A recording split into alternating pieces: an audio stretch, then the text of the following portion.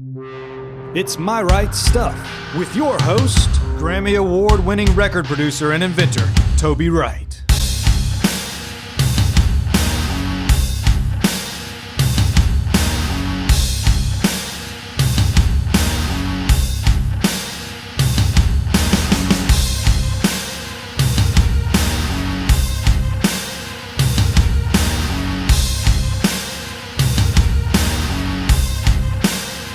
My Right Stuff is brought to you by Tones, a natural sleep and sound healing portal available globally at www.tones.com. That's www.taumhoms.com. And I'm your announcer, Grinnin' Barrett. Here's Toby. Hey, good morning, good afternoon, good evening, depending on where you are. Welcome to My Right Stuff. I'm your host, Lord Toby Wright, and today we have a very, very special show for you. We have my distinguished co-host, Mr. Gareth Dyton, otherwise known as DJ Chunky, all the way from Wales. How are you today, sir? Not bad at all, Toby. How are you doing? How are you keeping? Keeping well, thank you. Good. Glad to hear it. Very glad to hear it. Yes, it's been quite a wonderful day so far. We also have our lovely guest, Miss Naomi Rose from a band called Echo Range. How are you, Naomi? I am doing well, thank you. Excellent. It's been a long time since I've seen you. Yes. So, I'm very glad to have you on the podcast because I really want the world to learn about our band called Echo Range. And it's really, the whole thing about how we got this band together is kind of, a freaky little thing, right? Because, it just like out of nowhere, my partner Brian and I, Brian actually found you, and which was a fantastic thing. And he, got us together. We started writing some songs, and we'll just morph it from there. Right. So maybe Gareth should tell us a little bit about himself, and then we'll go from there. You can ask questions, and we'll just have a good time. Excellent.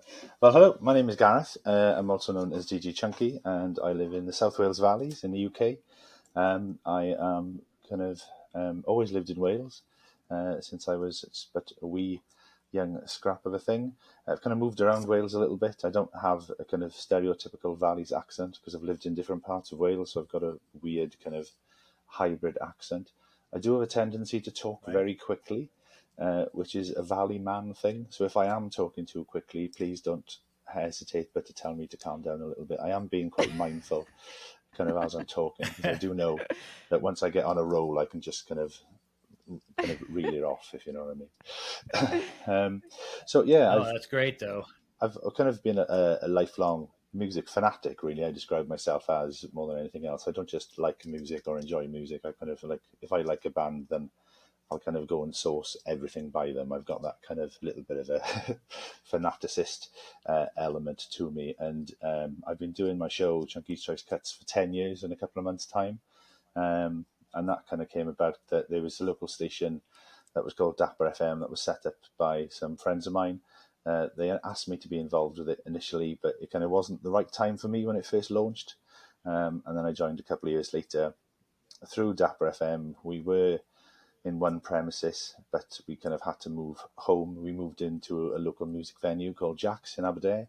And we've now merged with a music venue, and now we're Jack's Radio, which is nice. So we've got quite a unique position of having a radio station that's got a live music venue attached to it, and kind of vice versa. So we're kind of hoping that kind of after all this COVID stuff kind of dies down a bit, that we're going to have the capabilities of broadcasting live shows sort of out of the station and recording live sets from the bands who play there, and we're going to be slotting those into kind of some of the shows. So it's kind of exciting times, really. That's awesome. Yeah. The actual, the sort of potential we've got is actually pretty huge, and it's just a bit frustrating because we've got it all wired up. We've got all the cables; they're all been installed. We've kind of had a couple of dry runs. We did a virtual event last year called COVID, which kind of raised some money for some local COVID charities. and supporting the NHS locally. And that worked really, really well. So it kind of gave us a bit of a blueprint to kind of move forward, and that kind of prompted the merger between what was Dapper FM and Jack's music venue in Aberdeen. So hence Jack's Radio has been born. So yeah, so it's kind of exciting times ahead for us, really. Love it, love it. That's some good info right there. Yeah, indeed. So Naomi, would you care to tell us about yourself and introduce yourself to us, and maybe tell us, how you got into this crazy circle with Brian and I?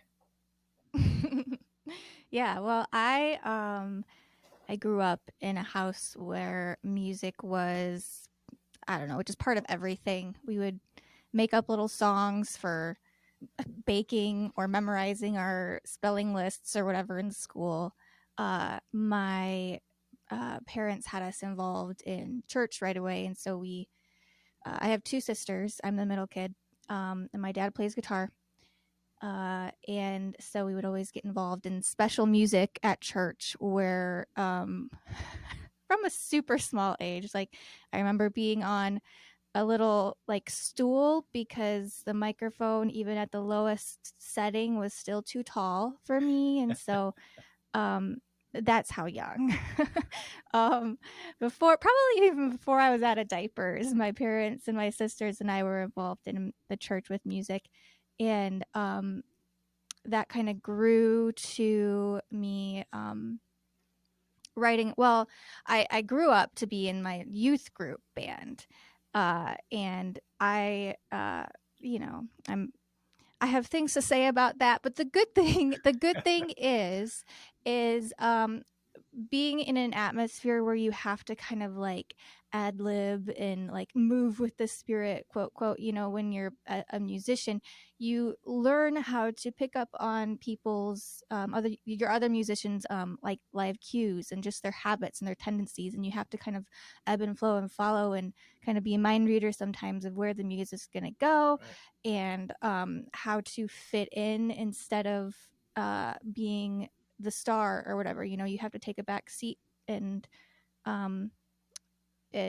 be together, and it really, I do credit it a lot to the musician I am today, because it had a lot of it provided a lot of skill, a lot of awareness. And then one of the boys in the youth group band wrote a song, an original song, and the church went wild. Oh my gosh, this is the greatest thing ever. And I was quite full of myself. I can still be at times, aren't we all? Indeed. But back then I was definitely full of myself, and I'm like what does this dude think he is? Like, he wrote this song, how hard could it be? I mean, like, my sisters and I make up songs about like baking cookies and the color pink and whatever else. Like, I can do this too. So I did. And it's a song, my first real song where I applied myself, is still a song I'm pretty proud of today. And so that kind of gave me, I don't know. So my songwriting my songwriting career, quote quote, was birthed out of me wanting to show up another boy. And I think I did pretty good. Girl. Well done. And my lyrics have continued to be pretty cocky and kind of snarky throughout the years. I'm much more aware of it. But I've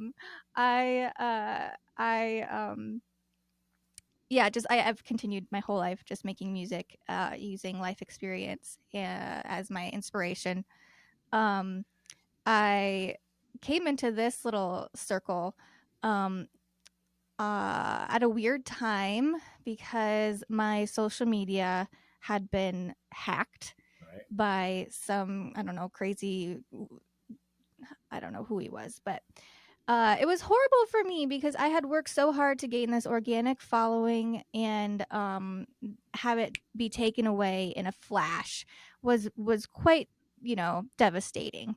Sure. And I was very hypersensitive to any like emails or inquiries that would come in from people that I didn't know personally, because I thought, okay, this is just another gateway for another hack to happen. Right. And so when Brian popped into my inbox, I'm like, who the hell are you? You know, like, who's this guy going to hack me again? You know?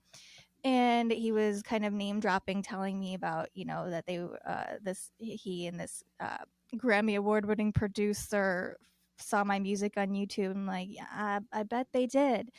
And you know, I was just so skeptical, and so I took all of the information that Brian was telling me in this email, and I Googled and I Wikipedia'd, and I even found a podcast with Toby on it to make sure, like, is that who he is, you know.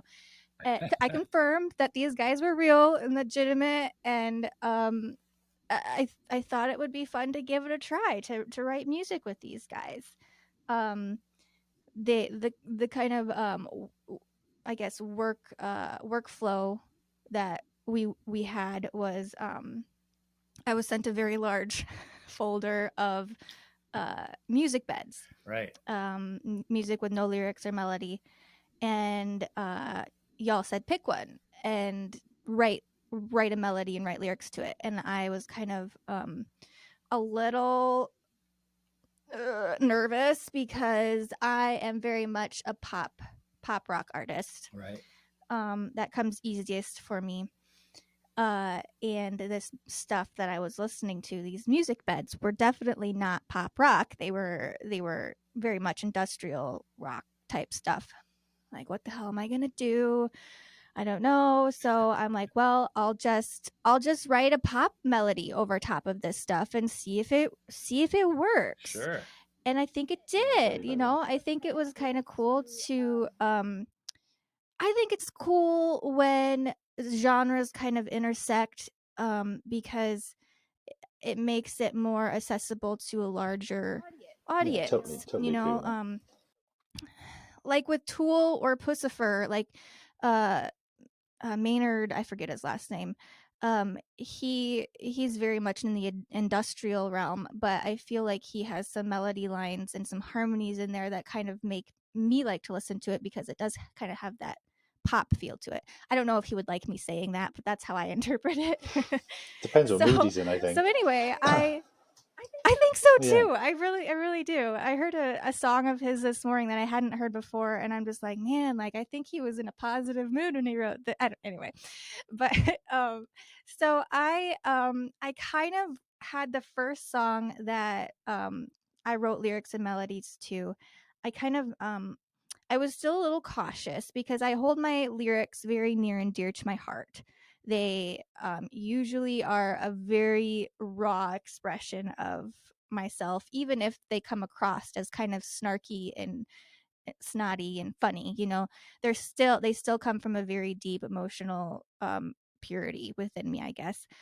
However, I wasn't quite willing to give these two guys that I barely knew, like, a part of my heart in these lyrics. Yeah, you know, makes sense, I didn't want to. Yeah. So instead, I chose kind of a broad topic to write about instead, which was kind of difficult for me, because up until that point, I hadn't, like I said, I hadn't written anything that wasn't very personal and an actual life experience. And so this was kind of a challenge to me. Like, let's see if I actually am a songwriter and can write about whatever I need to write about, you know? And I was proud of myself, because I did it. I did it. And it was a first for me. And it kind of gave me a little, I don't know, a little new confidence that that I didn't have before, I guess. So I'm grateful for that. So yeah, from that song, we kind of worked up quite a few. I forget how many we did total, but we have a nice little arsenal of some really great songs that I'm super proud of. Good. I am too. Yeah. Very, very proud of them. To be fair, the handful of songs that I've heard are all absolutely superb. I've played a couple on my show, and they've always gone down extremely well, including some of the songs we're going to be playing later on, and we'll talk a little bit more about that later on. I think it's always a really good thing to kind of challenge yourself to to actually try something new, to put yourself in like kind of a position that is not immediately in your comfort zone, and then sort of to come out the other side, then sort of that's a win. That's automatically going to make you feel good about the project, isn't it? Really? Yes. Excellent. Right. Yes. That's, I don't know. I like when people challenge themselves, to aspire to higher ground, as it were. So in your experience, Naomi, what you're explaining about writing lyrics before. Um, what are these songs with echo range about? And are they more personal lyrics? Are they more story oriented, or a little of both? Yeah, a lot of all of it. Like I said, I Okay. kind of started out writing about topics that were important to me, but didn't necessarily have a personal experience with. Right. Um, Okay. for example, like if I were to write a love song, I could definitely pull from my life experience, but some of the songs I wrote for Echo Range, I wrote about topics that were important to me, like government and women's equality and stuff like that, that I have some experience with, but I didn't write about my specific experience. I kind of just wrote about these topics as a whole. I gotcha. And then some of them are stories, like Eve. I don't know if we'll talk about that one today, but Eve is very much kind of like an outsider view of the story of Eve in the Garden of Eden, Right. which was kind of exciting too for me because I listened to some artists like Sufjan Stevens, who is very much a songwriter who is a storyteller, and he's a folk artist, and I feel like storytelling is, I feel, for me personally, a difficult thing to do the way Sufjan Stevens does it.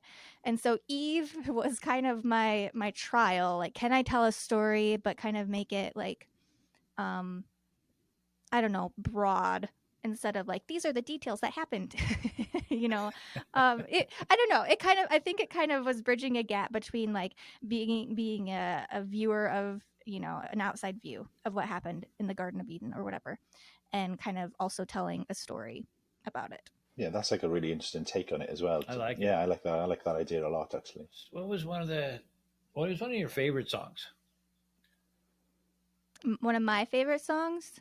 Yes, from what we've done. Oh, I do like Eve. I like Eve a lot, Okay. because of the content. I think I'm looking at the list right now. Um, I I really like Ground Control, because it's Okay. kind of, I don't know if this is the right term, but I feel like it's kind of ballsy for my vocals. It's just, it feels good when I sing it. It's a very ballsy, almost kind of bratty song in some ways, but I really Yes. like that confidence that comes across in it. It's that kind of, I'm here, this is what I'm about. If you don't like it, bugger off or F off or whatever. Yes. But I really like that, like, sort of confidence you've actually like kind of got it in that kind of vocal delivery, and actually kind of also the words you've chosen to actually kind of represent yourself as part of it as well. I think it's a really, really powerful song. Thank you. I hope that whatever project I work for and whomever I work with, I hope that that little like Naomi snottiness or snarkiness comes through, because that's who I am. I'm nice and I'm caring and I'm loving, but I'm that person. Well, you have an opinion, right? And I yeah, do. and that has to be expressed totally, in a way that totally. it comes across. Totally. Yes, I agree. Totally. And there's nothing wrong with that at all. No, not at all. No. Go ahead, Gareth. Sorry. To actually sort of be encouraged, really.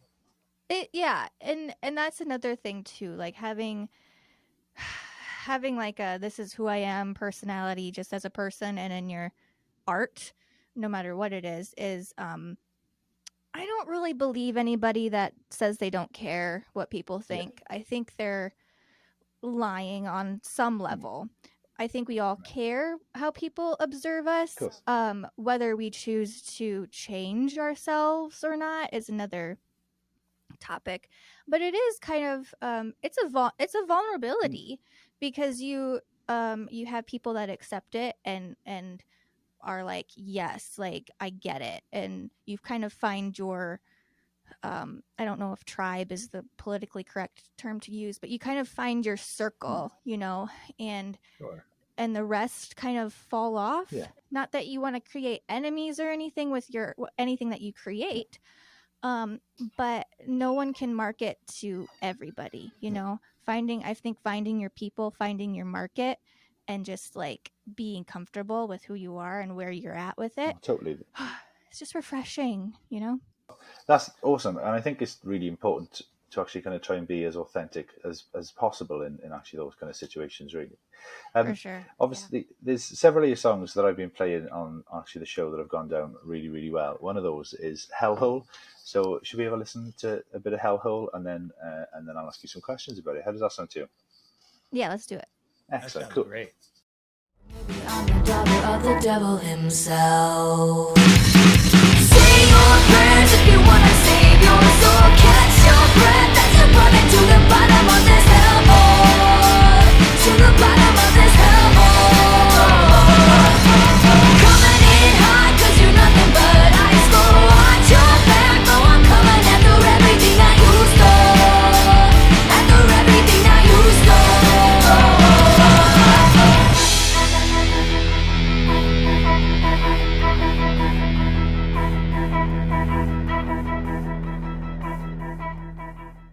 That was cool, man. I really like that song. It's got I like that such a song very cool much indeed. I love the energy of it. The chorus just makes me want to jump out of my chair right here and jump up and down.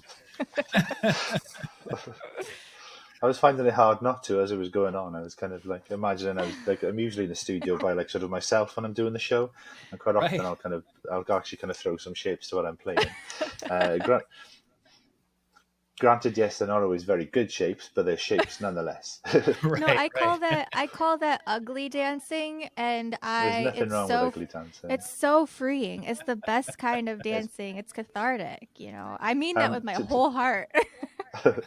In actually kind of my case, I think it's more fugly dancing than ugly dancing, but that's kind of we'll actually sort of keep that between us for now. Okay, we'll try. So where did that song come from, Naomi? Very dark place. Ooh.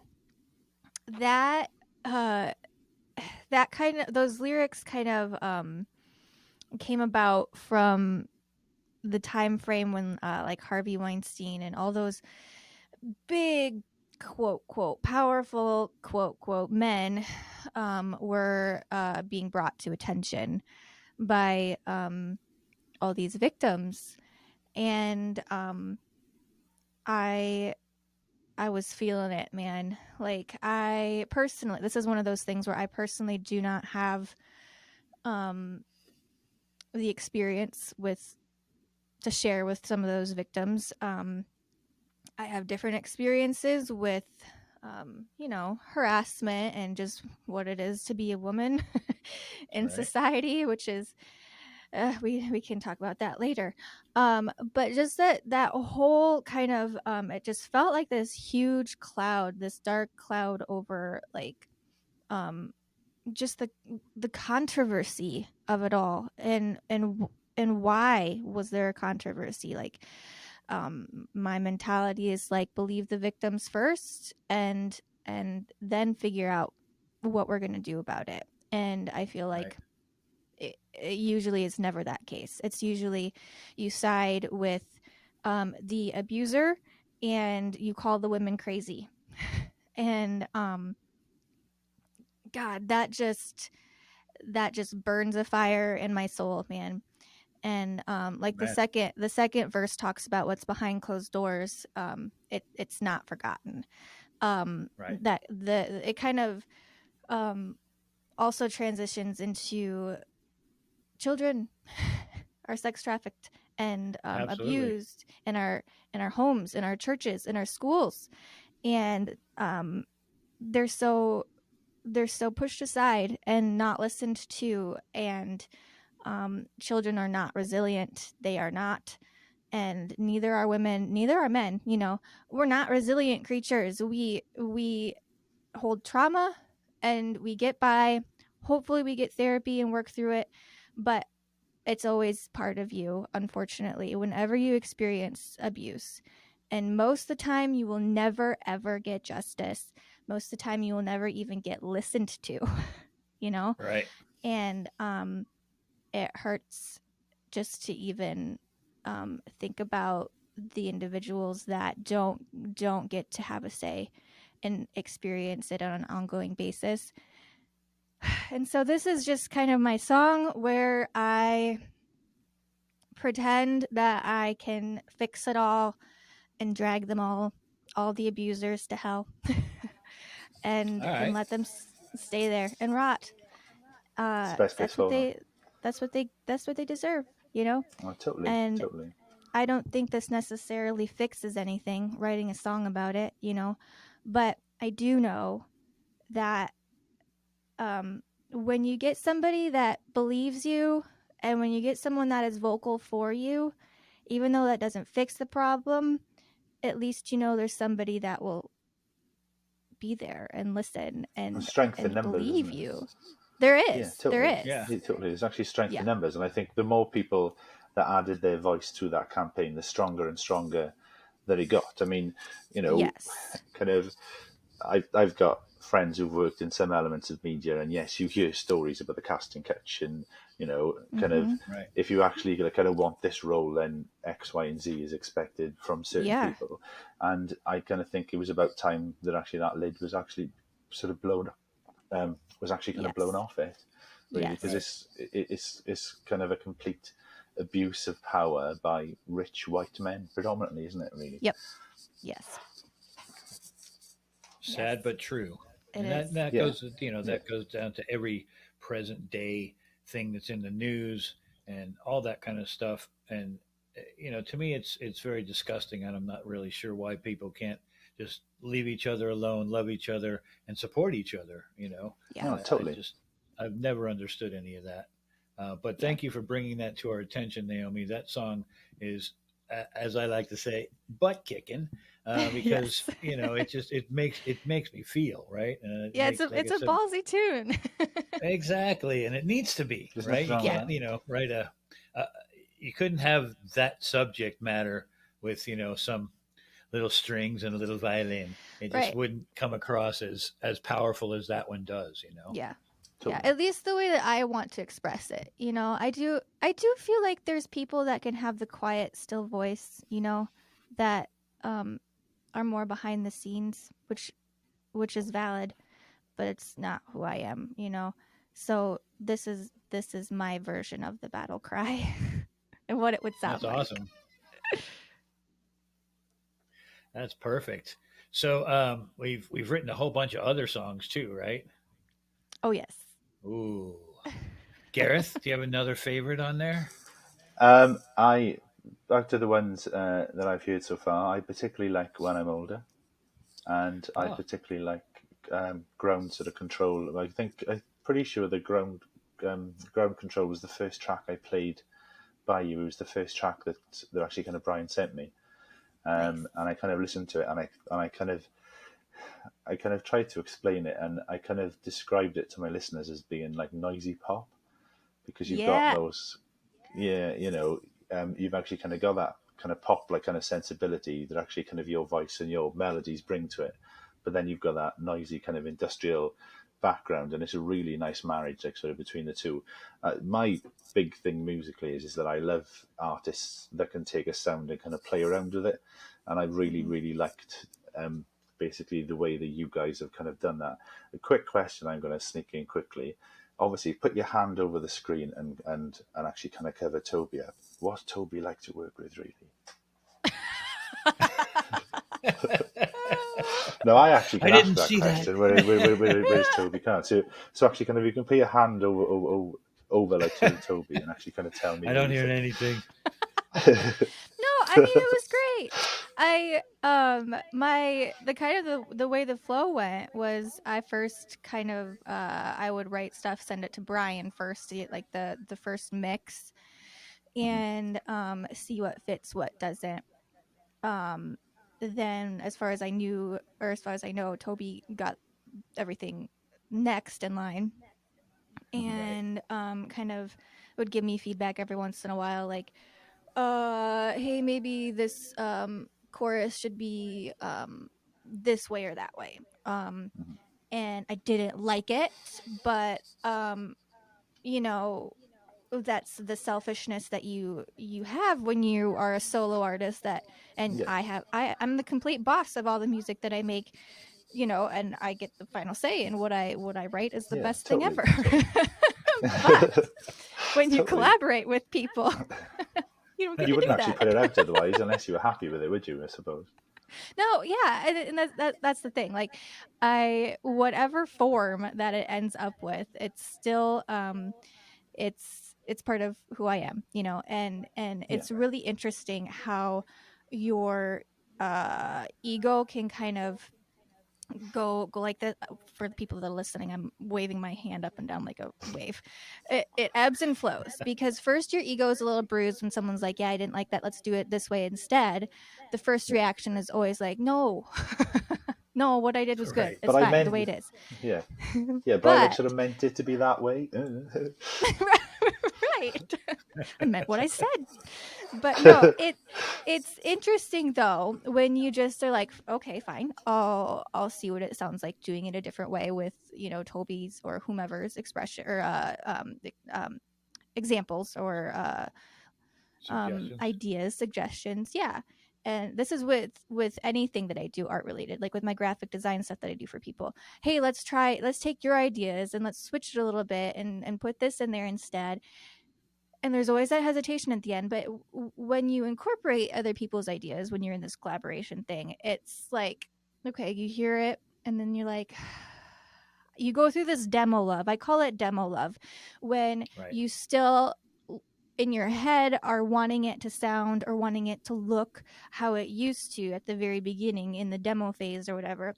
And it takes your brain just a little, I mean, there's like science stuff behind this. It takes your brain just a little while to kind of abandon your original thought and then start adopting this new thought.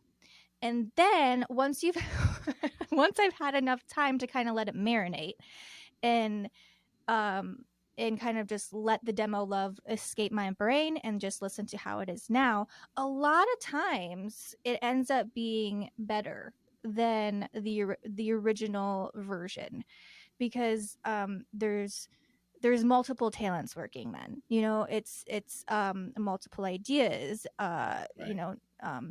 There's a place for solo artists in all mediums of art, and then there's a place for collaboration. And the best collaboration, I think, is when people can just be honest with themselves and Oh, be totally. aware that they do have an ego, and be aware Yeah. that there needs to be some processing time before you can be completely on board with other people's suggestions. And I think that Right. comes easier for some people. It doesn't come like that for me, I'll be honest. Yeah. But 9 times out of 10, I usually do like what ends up happening when there's collaboration with people that you trust, that you trust artistically along with you. Well, I suppose from a lyricist and like a songwriting perspective, the demo phase is that idea in its purest form.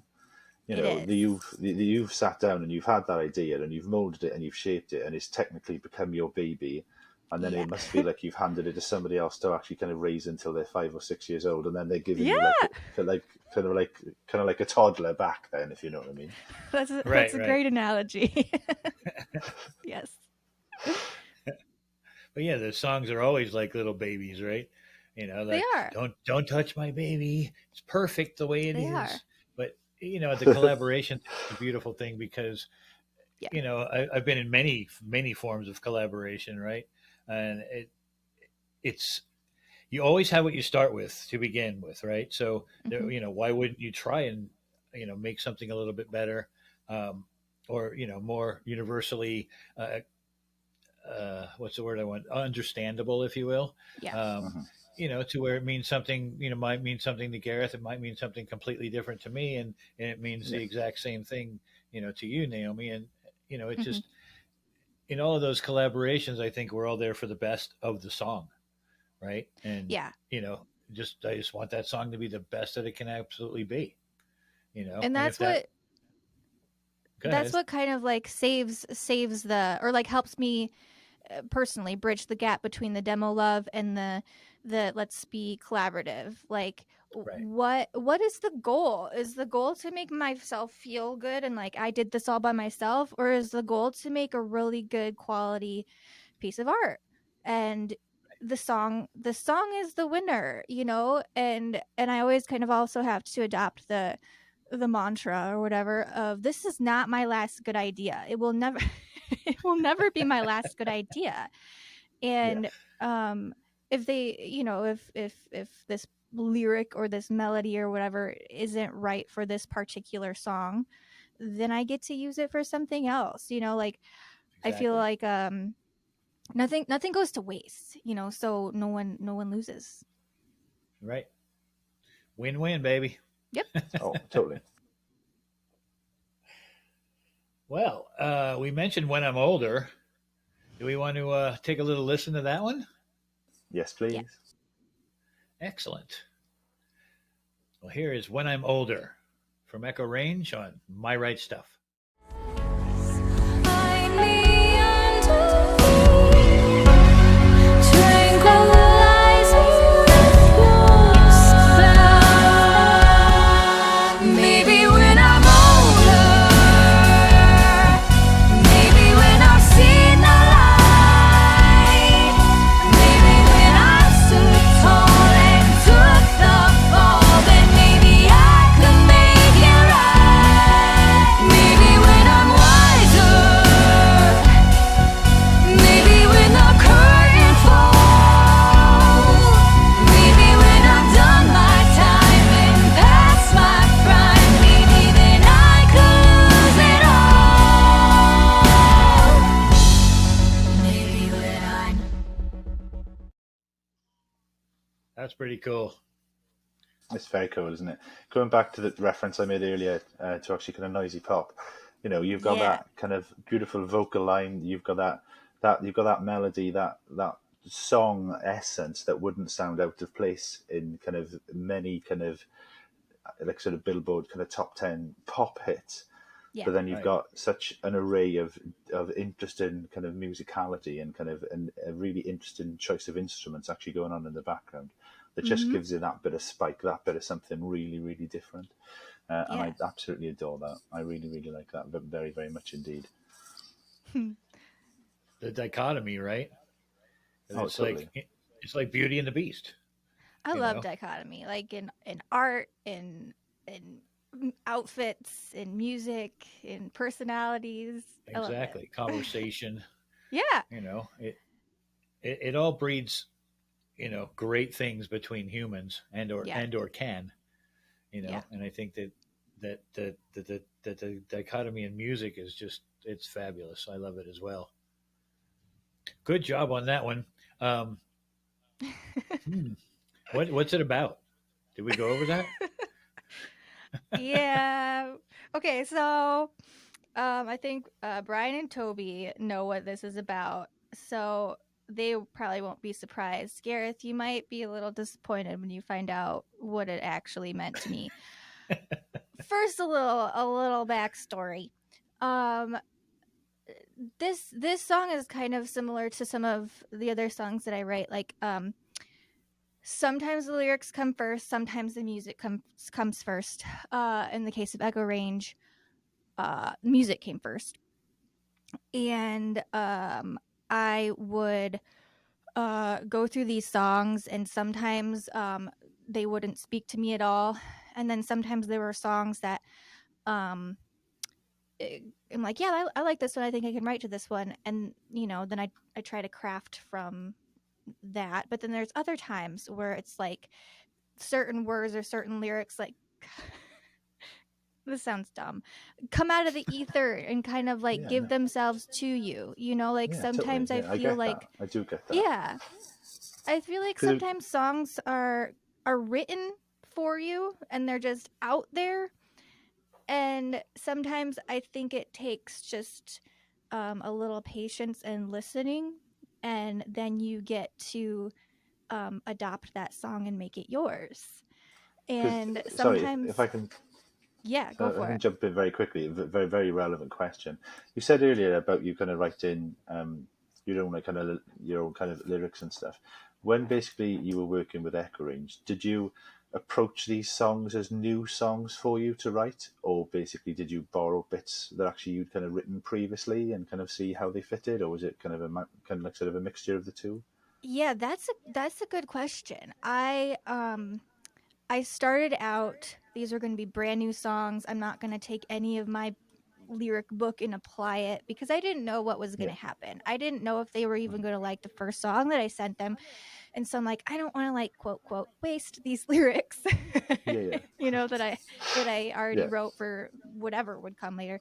Um, so uh, so as the project continued on, though, I did adopt some like topics and some um moods that I wanted to try and that I yeah. thought would be appropriate for these music beds that these guys provided for me.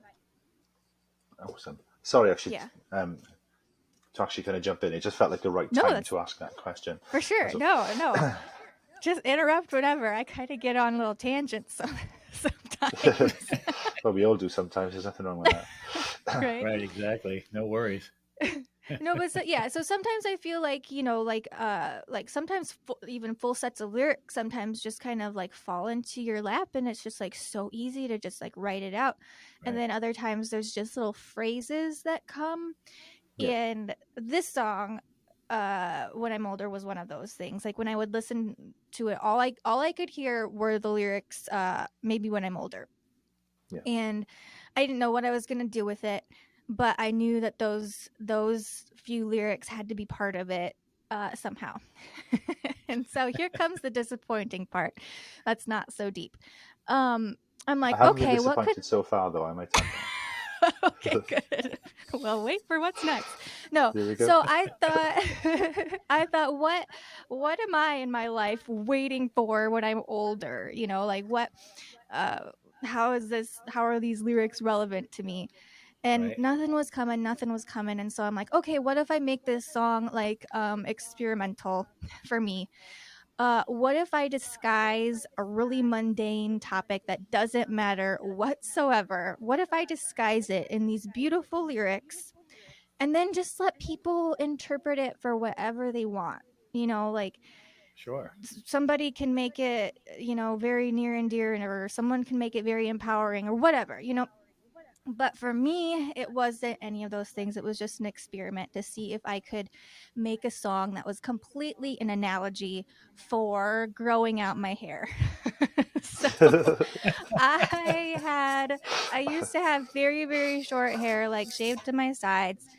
Yeah. And I wanted to grow it out. But I don't know if y'all can commiserate with me on this or relate, but growing out your hair after it's been in like a pixie cut is super difficult. It's super irritating because you have this stage where it's just butt ugly and Yeah. nothing looks good.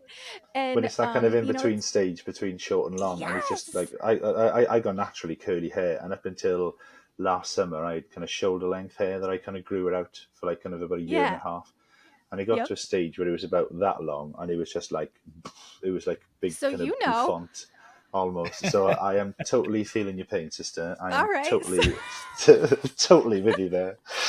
So Me, no, I you're don't know anything about any of this conversation. right.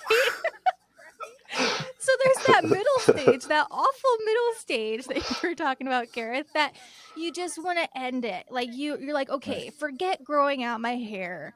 I'm just gonna cut it short again so I can look like a decent human being. But then you're like, no, no, no, you can do it. You can do it. You can you can keep growing your hair. So But the when I'm older part is I always told myself, okay, when I'm young, you know, I can have, this is my time when I'm young to have long hair and do whatever I want with it. But maybe when I'm older, I'll go back to having it super short. Maybe I'll tone it down by that time or whatever.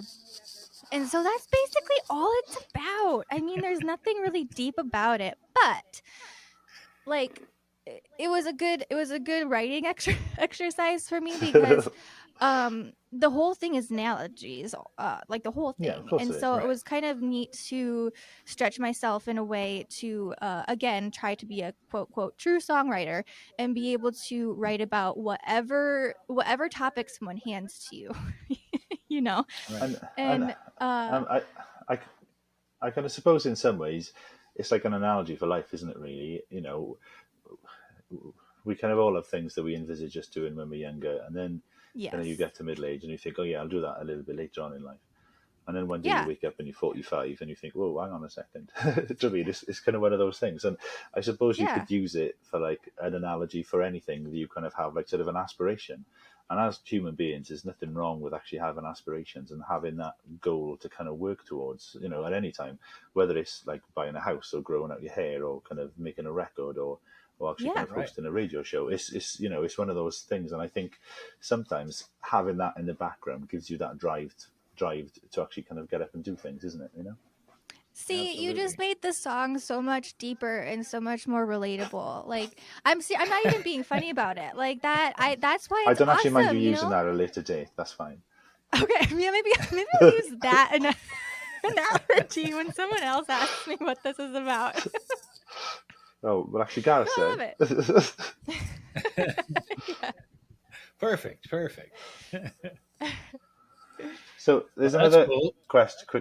There's going to be another quick question moving forward that I wanted to ask you, and that was Oh, about your please like kind do. of influences, because you said about kind of taking references from actually kind of different parts and kind of different journeys in basically your life. So would you say that your influences for your solo work would be the same influences that you draw upon to actually do the Echo Range work, or have they kind of merged? Have they expanded at all? Or you The does actually that question majority, make sense? yeah, I think so. The majority of these Echo Range songs, I would say is not really how I do my solo work. There's some crossover. There's what is it?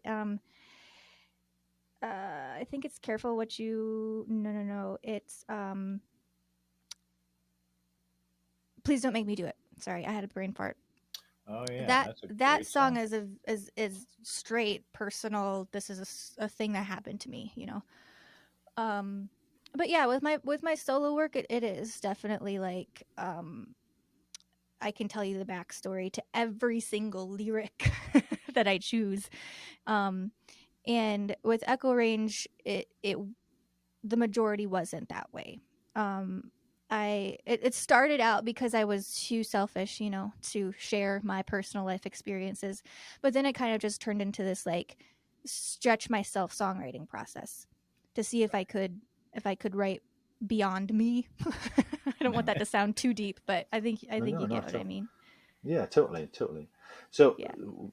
so what bands would you say that kind of that kind of you admire, that you actually kind of look up to from kind of, whether it's for personal reasons or like kind of that you kind of channel your own music through?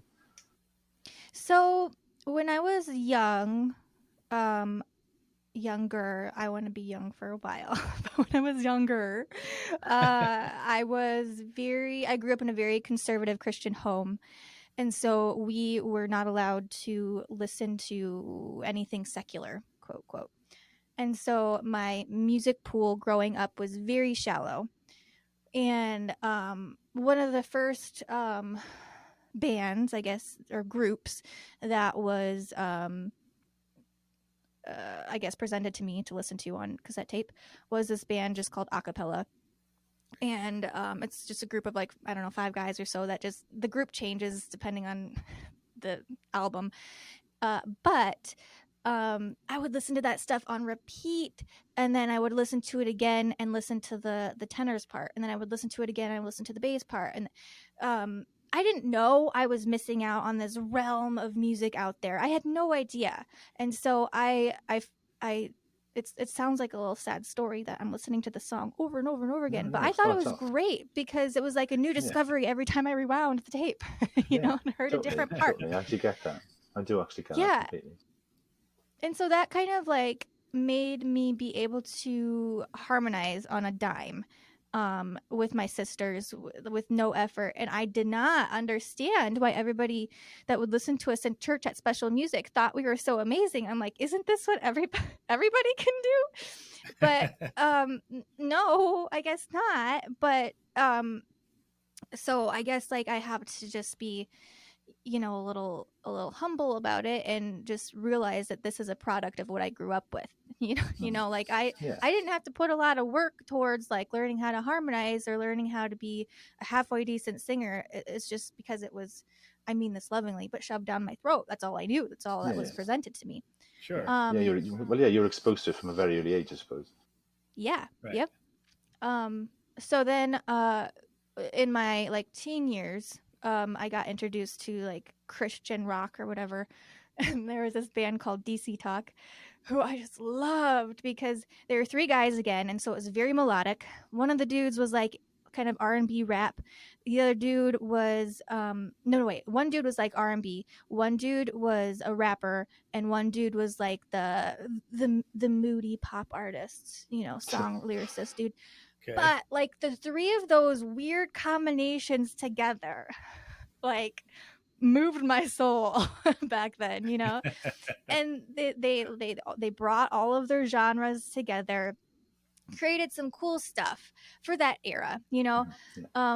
It's, you know, listening back to it, some of it's like, well, it's kind of corny, but back then it was really cool, you know. And there again, it kind of like solidified like, oh, I can take these cool harmonies and make them into these cool like pop rock songs, you know. In my post evangelical life, I gravitate towards not necessarily bands, because I don't think there's any band that I'm just like, oh yeah, every single song is like amazing. I'm not one of those fans.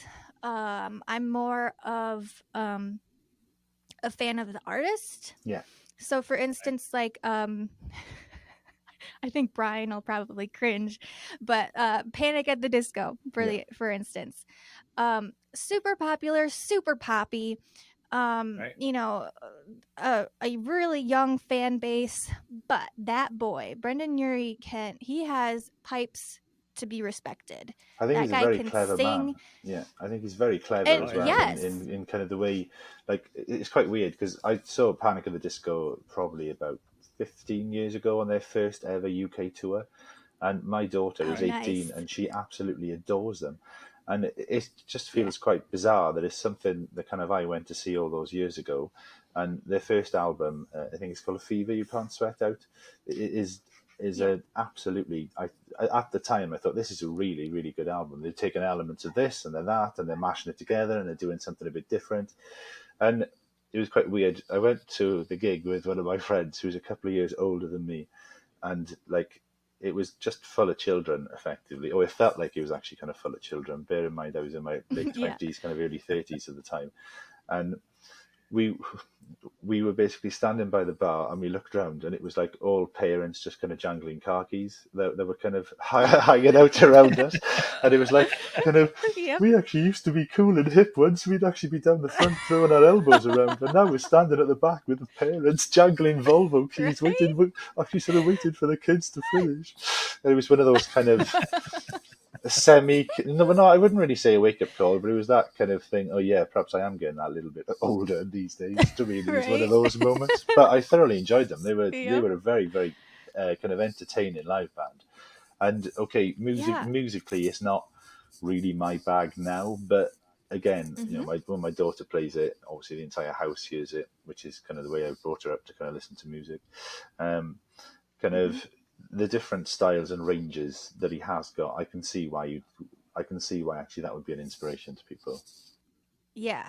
Sure. And I think like that's a good point about the different, like he has a lot of different genres that he taps Yeah. into. Yeah. He's got horns, and some songs are just straight up rock and roll. Some songs they sound like they could be, you know, sung in the back of a jazz club or whatever. Yeah. And Or actually they're so kind that's of on kinda like a what Broadway musical or something. There's a couple of tracks that are Yeah, quite yeah, kind of big bandy, and you know, you can almost see someone Yeah. doing the kind of, you know, like sort of, you know, like Death of a Bachelor is Yeah. one of those. yeah, very And much it's so. just, Absolutely. like I said, I don't love all of his songs, and I don't care if he knows it. And I don't I don't like right, let's do it. And I don't, you know, necessarily like worship all of the albums either, but just like his control and his dedication to his vocals, Mhm. and the music production behind it. Yeah, whether it's your cup of tea, the genre or musically. Yeah. That's what I mean is kind of like being a fan of the artist, Mhm. you know. Yeah. I would say the same thing kind of like for Pink. Right. She another artist that I don't think I love all of her tunes, but like Yeah. as a strong woman who doesn't take stuff for, you know, Hmm. as a strong woman who doesn't take crap from anybody, Mhm. and is kind and soft and loving, but also like this big mama bear, don't mess Oh, with totally, me kind of a totally. woman. Yeah, Like, the same as Gaga. and then really. she can sing. Yeah. And then she can sing live, like twirling around from the ceiling on trapeze things, and she kills it, man. And like that's another artist that I'm just like, if you want to aspire to something, whether you like her music or not, Yeah. like that is it, man. Right. Yeah. So I don't really have a straight answer for you. Like, Yeah, who yeah. is my band? Like, who's the band that I go to for inspiration? I don't really have one. Mhm. I just like individual artists, and I don't judge them album by album, Yeah. or song by song. I kind of judge them by, or appreciate them by, what they do with their voice, what they do with their vocal production, what they do with Right. their presence in the world. Yeah, that type of totally. stuff. No, totally. That actually that's makes total perfect. sense. Sorry, Yeah, Toby. completely. No, that's okay. I was just going to throw in there that, you know, Pink is a lot bigger outside of the United States than she is in the States. Right? She goes to Right. Australia. really? She sells out. She's pretty huge in everywhere. actually the UK. Yeah, she's pretty huge in actually the UK. Oh, cool. Whenever she plays Yeah. over here, she plays like in kind of mega stadiums and sells them out. Right.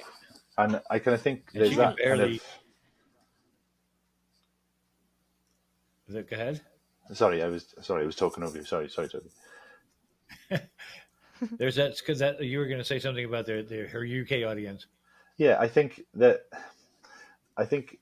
obviously we're an island and we're kind of relatively isolated.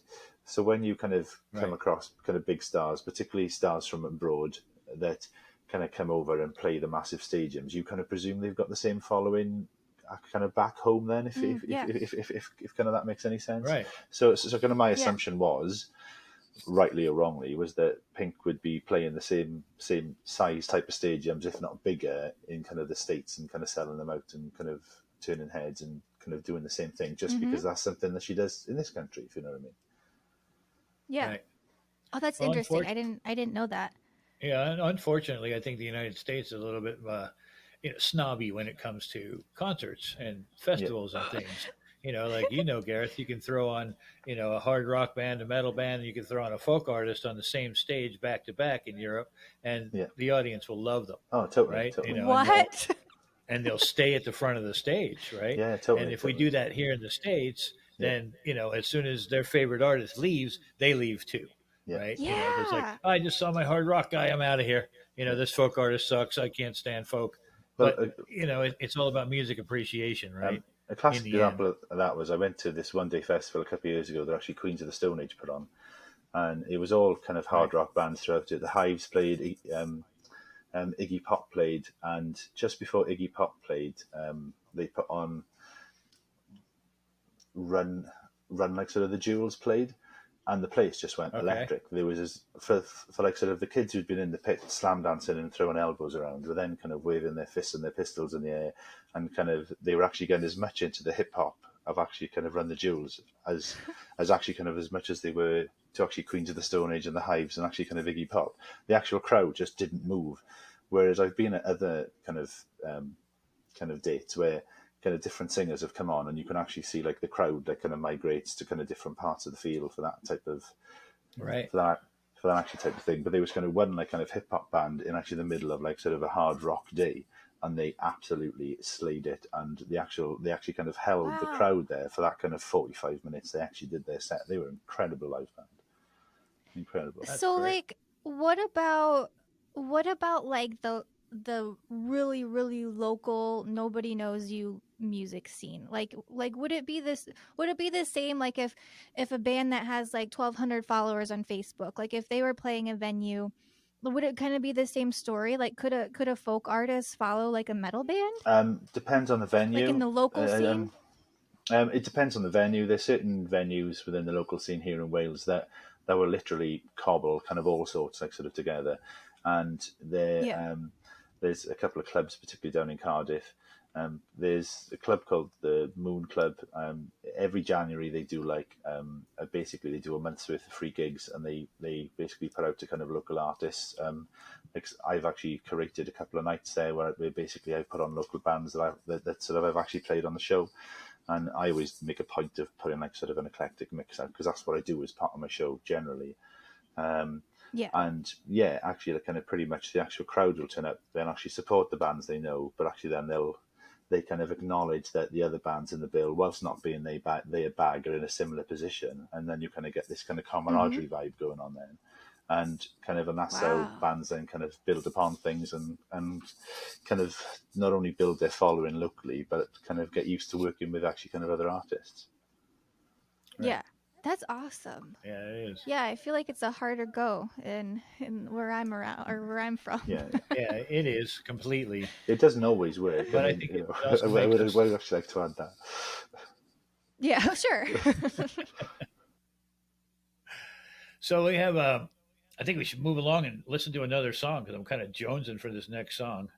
And I think we talked about it a little bit before. It's a song called Ground Control. Definitely one of my favorites Yeah, on the record. totally is. And why don't we listen to a little bit of that, and then we'll have Naomi explain to us what it's about, and where the inspiration came from again, and go from there. So Let's do it. here is Echo Range and Ground Control on My Right Stuff. Life or dead until you die. Give me all your money, baby. Give me all your money, baby. Life is short and talk is cheap, and when you die, you're so lucky. So give me all your money, baby. Oh yeah. What I a love that chorus, guitar man. hook when it comes in. I really, really like that hook when it comes in. It's that big guitarist you can see stamping on the effects pedal Yeah. moment, that. Oh yeah. You The hair definitely flies. have to. Yeah, I was gonna say you definitely have to make your hair go back and forth I on might, this have one. I might have a job doing that at the moment, but Me too. Oh well. Or the spirit of your hair. spirit There of you my- go. Back and forth. the actual kind of ghost of my last haircut comes back to life.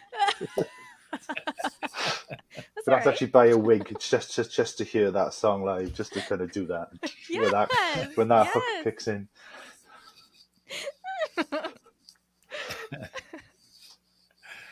So what was that one all about? Ooh, this one. I don't know. This one might make some people irritated, but It's okay. They can change the channel. right. Right. You probably don't irri- like it, leave. They're probably That's irritated right. already by us, so don't worry about it. All right. It's okay. So I should like start this out. I should preface this by saying that I truly do not align to a political party. I feel like there's just too much garbage on all sides that no one is really honest about. I feel like one of the most dangerous things in our American political party system is people just spit out the rhetoric, like whatever the liberals are saying, whether they really know the background behind these laws or these movements, or the same with Republicans, same with the libertarian. Like, I feel like people just spout whatever the leader is saying without truly researching or taking the time to think about, what does this mean to me as an individual if nobody was up there on the platform, Right. I feel like a lot of us have the inability to think for ourselves and draw our own logical and thoughtful conclusions, and it drives me nuts. And I don't think anybody is above that. I think some people are better at, Sure. at being free thinkers and really evaluating things. I think some people are better than that than others, but there's still just so much that happens that happens in our government, in our healthcare system, that I think it's impossible for us to ever know the real full story of what's actually happening behind the scenes. And so this song is kind of like not necessary. I was going to say a nod to that, but it's a direct like point to that. It's acknowledging that our government and our healthcare system, no matter what party you align on, it's broken, and it Right. it keeps us poor, it keeps us sick, it keeps us from flourishing, it keeps us from becoming united.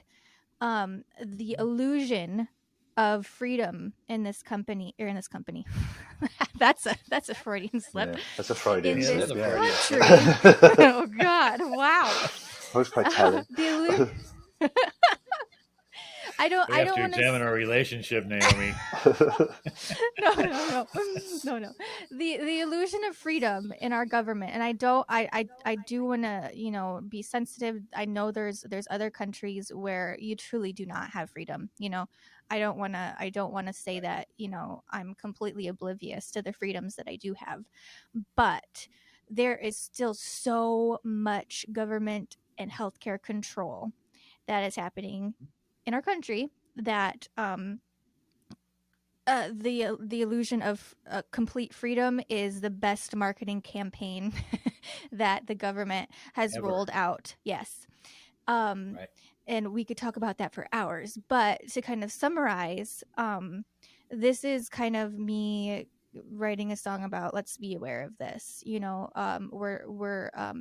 We're programmed to think that we're free and can do whatever we want and we're the best country in the world, but we're not, and it's a broken system.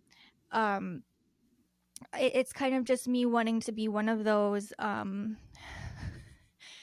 think this is the song where I will probably piss the most people off, because nobody likes it when people are mouthy about anything political, and I don't like to be part of the political arguments either.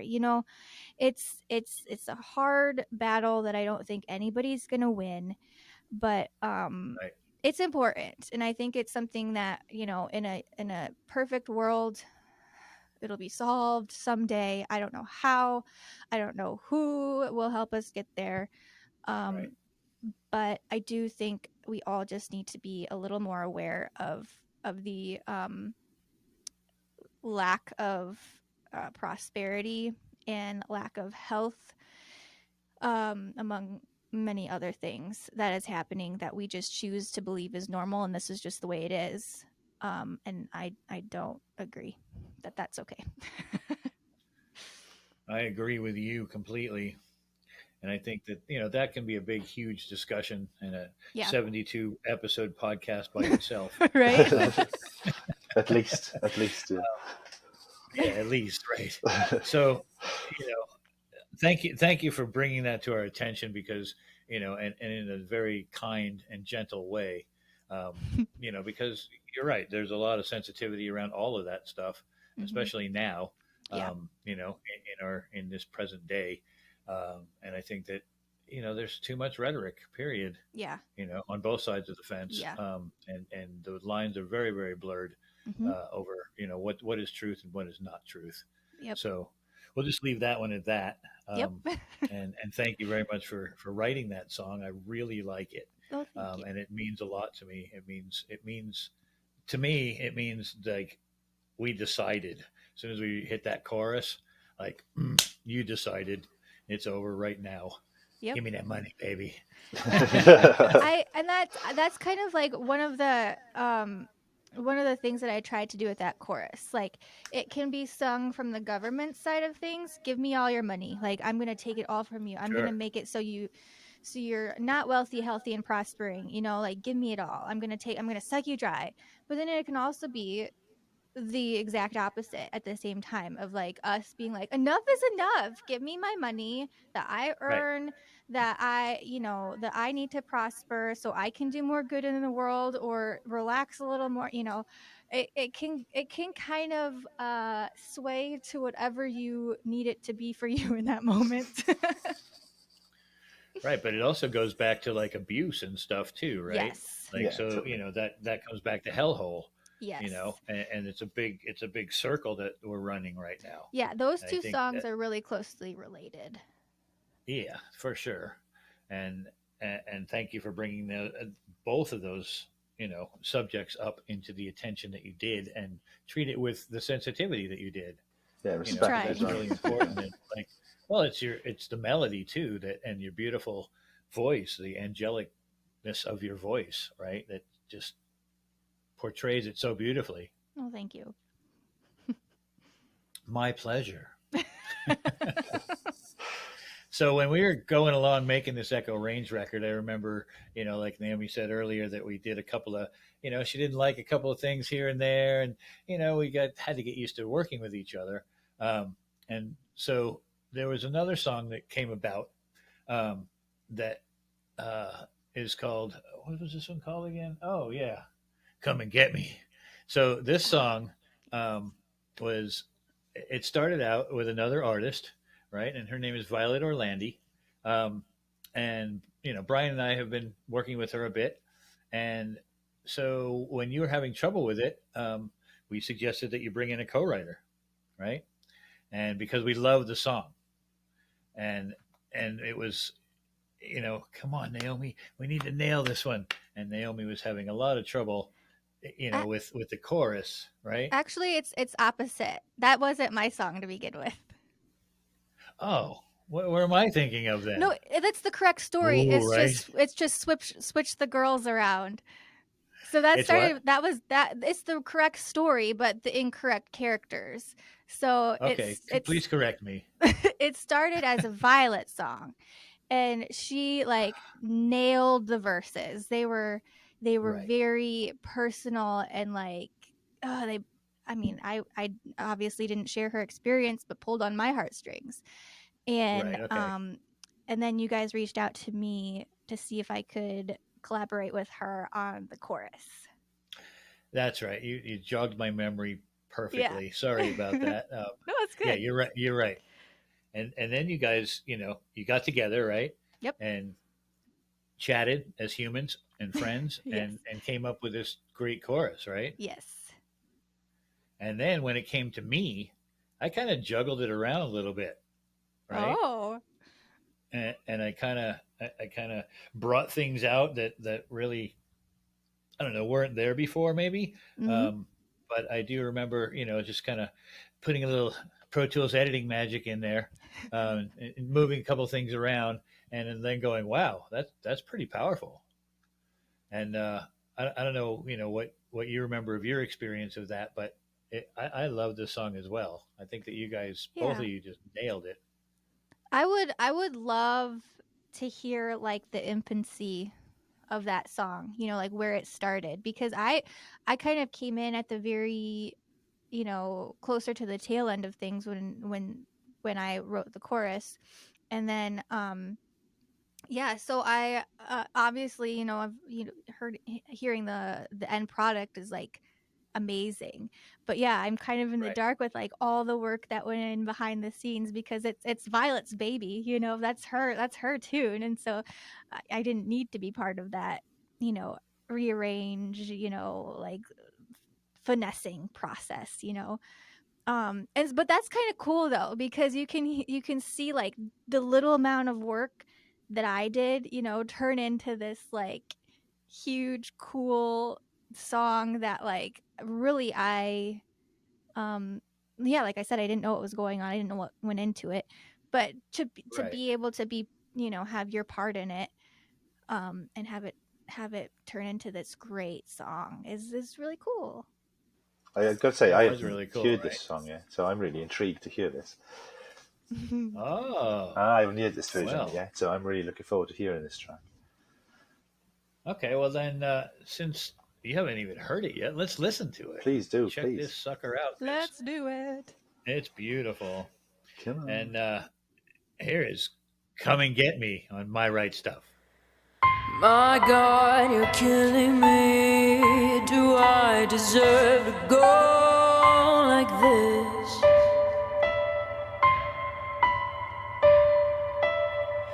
Do I owe you my life, the good days and the bad times?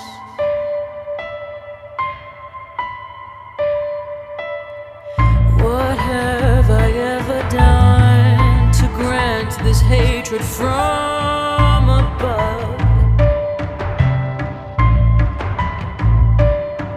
Rain down on your enemies. I've never been one to plead. So come and get me. Take the love you hide. Break what's holding inside. Step down fire from up above. Can't you see now what I'm made of? Pawns and gridlock fading.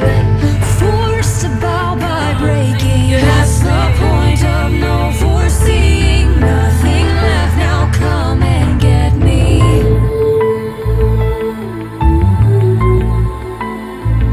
Come and get me.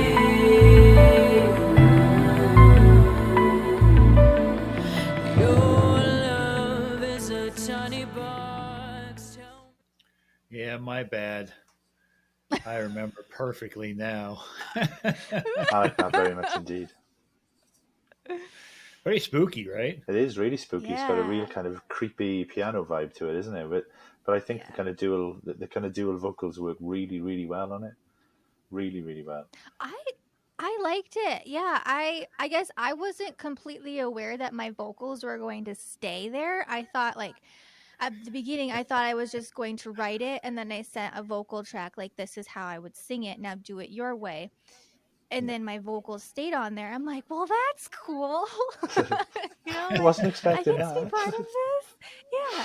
But I don't know, man. I really I like Violet's what I've heard from her because I feel like she and I share some similarities where our voices I feel like are very different, but I feel like they melded together well in this song. Very, very well. But Yeah. I feel like the similarities that we have with like the very personal songwriting with our lyrics and then the vocal layerings and Right? the production. I don't want to say production as far as like what Brian and Toby do, but the vocal production that goes into like these are the vocal parts that I want and these are the layers that I'm going to add and these are the harmonies. Like I feel like she and I would have Right. a really a good time writing some stuff together just because I think we share a lot of those same um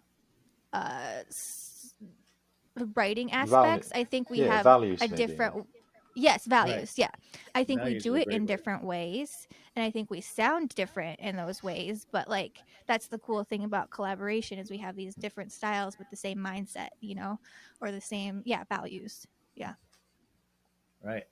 Yeah, she's got quite the voice, and so do you. And like you Yeah, she said, they does. sound completely different, but they blend really, really nice together. Yeah, really, I was really well. And that's surprised what I think. actually. I'm like, I don't think I can even try to have that like dark, like smooth kind of sometimes operatic kind of voice to her. Like she has a great range and a great tonality And then I'm here. I'm like, okay, here I am with my bratty pop voice. Like, how am I gonna meld with this?